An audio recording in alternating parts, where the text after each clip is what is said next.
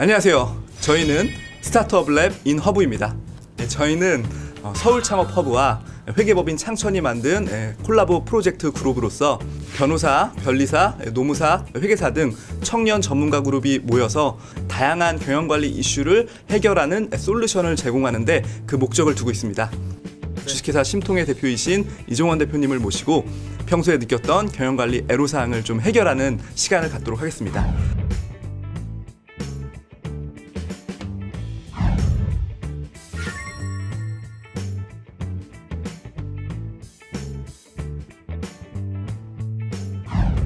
새롭게 창업을 하면서 이제 몇몇 지인분들하고 이제 창업을 이제 하셨는데 처음에 이제 어려우니까 그분들한테 약속하기를 당장 임금에 대한 부분들을 연봉을 내가 바로 줄 수는 없으니 스톡옵션이라는 제도로 그걸 보상하면서 서로 이제 조금씩 양보를 하자라고 이제 말해가지고 이제 같이 가기로 했는데 스톡옵션이 들어가게 된다 그러면 임금을 어떻게까지 내릴 수 있는 건지 그리고 어떤 식으로 더 내려갔을 때 불법이 되는 건지 그런 것들이 좀 궁금합니다. 우선 제가 처음에 대답을 드릴 수 있는 건 급여 문제. 최저임금은 위반되면 안 됩니다.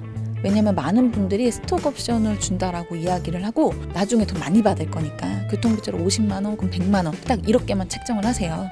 근데 예를 들어서 100만 원이나 50만 원을 받았는데 실질적인 근무는 월요일부터 금요일까지 일주 40시간 일을 한다. 그런데 100만 원 받는다? 그럼 최저임금 위반이죠. 그렇기 때문에 기본적으로 만약에 급여를 얼마 책정해야 되냐 그러면 근로시간에 따라서 최저임금은 맞춰줘야 됩니다. 무조건. 나중에 근데 사장님들은 얘기하세요. 스톡옵션이랑 합치면 돈 이만큼 되는데 내가 왜 최저임금을 위반했냐 이렇게 말씀하시지만 스톡옵션은 임금에 포함되지 않거든요. 임금은 왜냐면 매달 고정적 정기적 일률적으로 들어오고 근로자 본인한테 직접 지급을 해야 되거든요. 근로자한테 직접 지급이 되기는 하지만 고정적 일률적으로 들어가는 금액은 아니고 사실상 스톡옵션은 어느 정도 좀 회사가 궤도에 올랐을 때 받는 건데 궤도에 안 오르면 못 받는 거잖아요. 그렇기 때문에 스톡옵션 자체는 임금으로 치지 않습니다. 그래서 정기적으로 받는 급여만 임금으로 치고요. 그게 최저임금에 위반되면 안 되는 거 나눠지고요.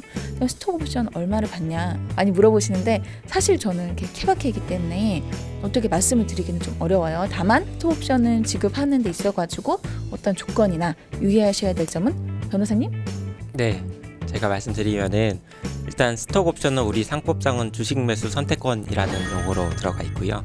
그 요건들이 있습니다. 사실 뭐 정관의 규정이 있어야 되고 특정인에게 스톡옵션을 준다는 이제 주주총회 결의가 있어야 되고요. 그 다음에 서면화된 당사자 사이에 계약이 있어야 됩니다. 기타 여러 요건들도 있는데 그런 요건들을 엄격하게 잘 지키신 다음에 사실 스톡옵션이란 거는 그 회사와 임직원 사이에 하나의 또 계약입니다. 그래서 당사자 사이에 합의가 당연히 있어야지 진행을 할 수 있는 거고요. 우리 비상장 회사의 경우에 뭐 100분의 10 정도까지만 줄 수 있다라는 규정이 있고 뭐 상장 회사라든지 또는 벤처기업이라든지 조금씩 이제 요건이나 그 비율이 다릅니다. 그건 구체적인 사안에 따라서 또 말씀을 드려야 되는 부분이라고 생각합니다. 제가 이제 추가적으로 한 말씀 드리자면 스탁옵션은 사실 비상장 기업의 입장에서는 좋은 유인책이 될 수 있고 반면에 그 스탁옵션을 받는 근로자 입장에서는 사실 이게 퀘스천이 있을 수 있어요. 왜냐하면은 이게 상장이 돼야지 본인의 주식을 이제 공정거래 컨셉으로 뭔가 시장에서 거래를 하면서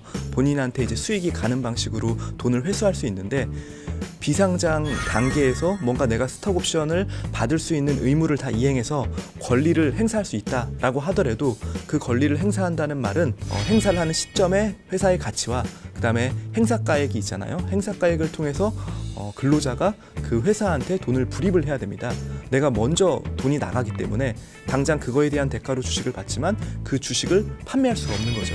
그러면은 당장 돈이 돌지 않기 때문에 본인 입장에서는 돈만 나가는 거라서 이 회사가 실제 IPO까지 갈 수 있는 거냐, 상장까지 가서 내가 이 주식을 일반적인 시장에서 판매할 수 있냐라는 측면까지 고려해서 결정을 할 거기 때문에 이 유인책 입장에서는 지금 우리 회사의 비전과 그 로드맵, 성장 단계별로 뭔가 검증된 절차로서 계속 회사가 커가고 있다는 걸 좀 보여줘야지 좀 더 매력적으로 이제 근로자에게 다가갈 수 있을 것 같아요.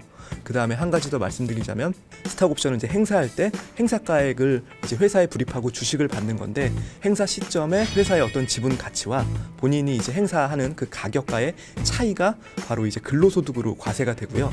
근로자 입장에서 의무를 다 채웠으나 본인이 이제 퇴사를 한 거예요. 퇴사를 하더라도 권리는 존재할 수 있습니다. 나중에 그 권리를 행사할 경우에는 그 행사는 아까 말씀드린 대로 지분 가치와 행사가액의 차이는 기타 소득으로 처분돼서 세무 신고를 해줘야 됩니다. 그러니까 회사 입장에서도 이 직원이 퇴사했으니까 스톡 옵션을 행사하는 거에 대해서 아무런 세무 처리를 하지 않을 경우에는 가산세라든지 어떤 지연이자에 대한 납부 부담이 있기 때문에 그런 부분까지 이제 고려해서 행정 절차를 진행하시는 게 좋을 것 같습니다. 자, 이로써 저희 서울창업허브와 회계법인 창천이 만든 콜라보 프로젝트 스타트업 랩 인 허브를 마치도록 하겠습니다. 많은 스타트업 대표님들이 평소에 궁금해하셨던 4대 분야, 노무, 법무, 특허, 그다음에 회계세무 분야에 대해서 필요한 또는 궁금하신 사항들이 있으면 아래 링크를 통해서 언제든지 편하게 신청해 주시면 저희가 다음 컨텐츠 시작 때 꼭 반영해서 여러분들의 궁금증을 해결해 드리겠습니다. 시청해 주셔서 감사합니다. 고맙습니다. 감사합니다. 감사합니다.